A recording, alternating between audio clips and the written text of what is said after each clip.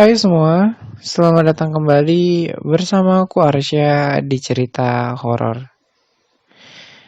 Kali ini aku akan ngebawakan sebuah cerita tentang hasil observasi aku di salah satu tempat penelusuran. Dan inilah yang aku dapatkan. Namanya Naira. Naira adalah seorang gadis yang berparas cantik, berumur sekitar 25-26 tahun. Dia adalah seorang pribumi yang sangat bernasib naas. Dia dan suaminya menikah dengan usia pernikahan menjelang sebulan. Namun kejadian ini terjadi di mana tentara Jepang datang menghampirinya dengan keluarganya pada saat mereka sedang berpesta, mengucapkan rasa syukur kepada alam semesta dan dewa-dewi karena hasil panen perkebunan dari warga dan juga keluarga Naira cukup bagus pada bulan ini. Mereka semua berkumpul di bibir pantai dan membawa semua dan beberapa hasil kebun untuk disembahkan kepada dewa-dewi dan dimakan bersama. Mereka cukup bahagia sebelum tentara Jepang sampai ke desa mereka.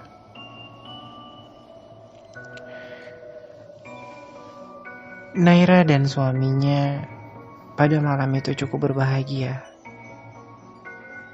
Selain mereka menyatu dengan ikatan janji pernikahan, mereka saling mencintai dan ada kemeriahan yang diberikan oleh warga pada masa itu. Tanpa disangka, ini adalah malam terakhir mereka untuk bersama. Ya, kisah cinta antara Naira dan suaminya. Langke. Itulah nama dari suaminya.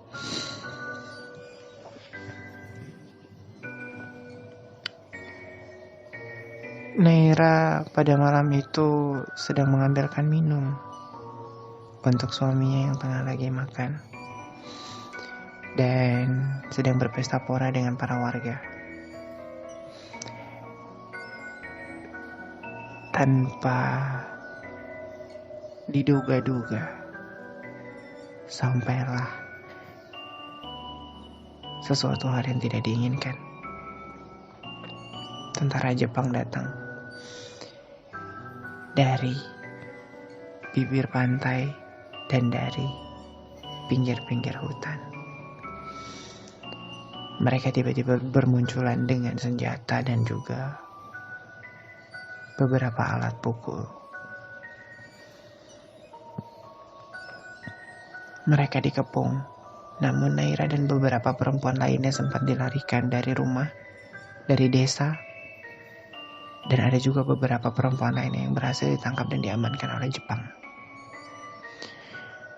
Jepang datang ke daerah mereka bertujuan untuk menjatuhkan Belanda karena Belanda menguasai daerah dan desanya Naira pada masa itu, dan Jepang menginginkan sesuatu yang dikuasai oleh Belanda. Tambang minyak, itulah yang mereka inginkan. Naira berlari dengan kawan-kawannya dan juga beberapa wanita lainnya dan serta anak-anak yang dibawa oleh Naira dan juga kawan-kawannya. Mereka berlari pada malam hari menembus gelapnya malam, dinginnya embun, dan juga tajamnya rerumputan. Mereka berlari tanpa alas kaki, tanpa memikirkan bagaimana nasib dari suami dan juga keluarganya Naira. Naira terus berlari masuk ke dalam hutan untuk menyelamatkan diri. Sampai pada masanya, Naira ada di ujung sungai. Ia udah cukup lari berjam-jam jauhnya demi menghindari dirinya untuk didapat dan dipertemukan oleh Jepang. Suaminya Naira tertangkap. Naira menangis di bawah sinar bulan dan di bibir sungai. Ia merenungi nasib suaminya, apa yang akan terjadi dengan nasib suaminya. Semua para wanita yang sama dia saat ini sedang menangisi nasib keluarganya dan dirinya.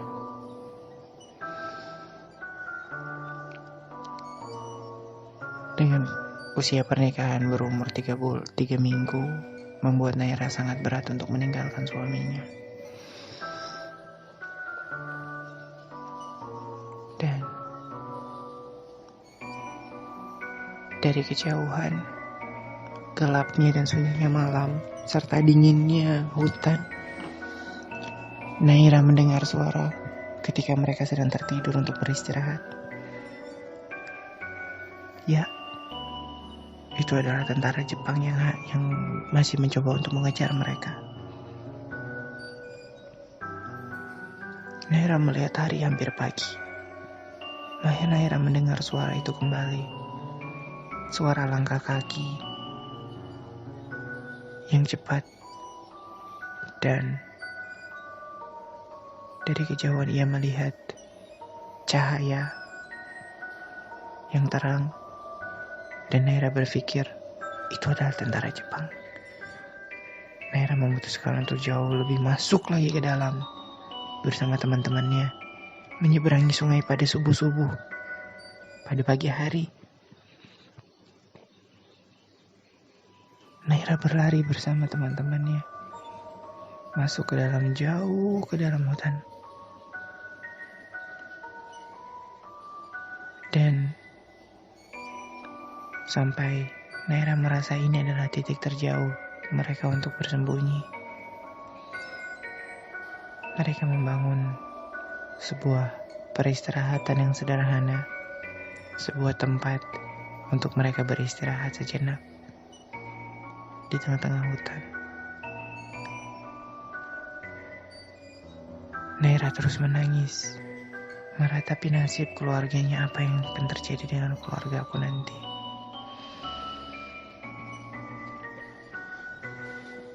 Hari demi hari, minggu demi minggu, Naira berhasil sembunyi dari tentara Jepang. Samaran yang Naira gunakan sangat membantu Naira untuk selamat dari kejaran Jepang. Mereka menggali tanah kurang lebih hampir 9-5 meter ke dalam. Dan mereka membangun sebuah kamar, membentuk rumah bawah tanah dan pintu yang mereka tutupi dengan dedaunan dan juga lumpur. Menurut Naira dan kawan-kawannya, ini akan membuat mereka jauh lebih aman dari kejaran tentara Jepang. Naira bersembunyi di dalam tanah untuk berhari-hari dan tidak keluar apabila mereka memang masih memiliki bahan pangan yang bisa mereka makan. Naira mampu bertahan hampir lebih dari 3 bulan di dalam persembunyiannya mereka. Tapi tentara Jepang tidak berhenti untuk menyerah. Tentara Jepang masih terus mencari Naira dan kelompok teman-temannya. Entah untuk apa. Pada masa itu, mereka kembali dipertemukan dengan tentara Jepang. Tepatnya di siang hari, ketika salah satu temannya sedang mencari makanan. sedang berburu di tengah hutan. Ia bertemu dengan kelompok Jepang yang sedang buang air kecil. Dikejarlah temannya. Didapat, diikat, dan diinterogasi. Ditanya, di mana teman-temanmu? Di mana mereka bersembunyi? Gadis ini tidak ingin memberitahukan keberadaan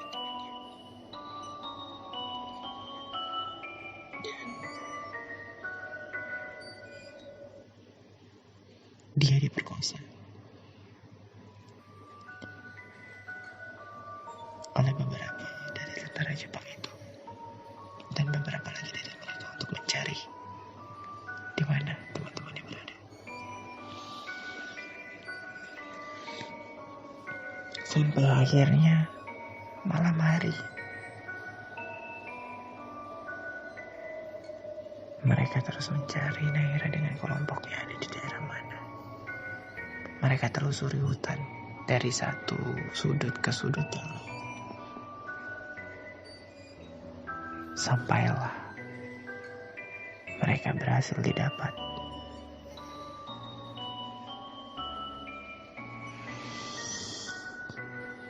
Mereka diperkosa, mereka diikat.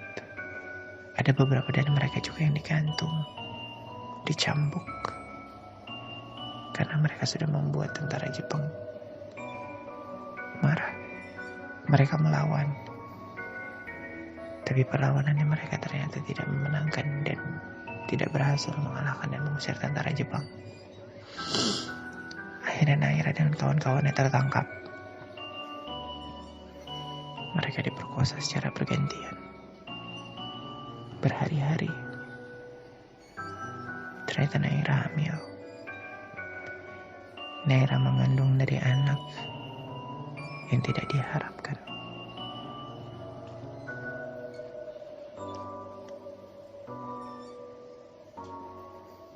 Dan sampai saat ini Naira terus ada di tempat yang sama. Naira selalu bernyanyi di tengah-tengahnya rembulan yang terang, di dinginnya malam. Ia berkata,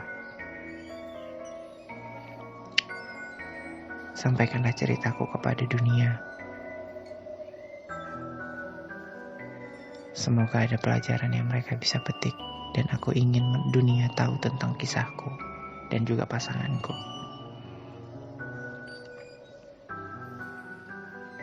Naira selalu bernyanyi lirih di bawah sinar bulan sampai alam menyatukan mereka dengan suaminya.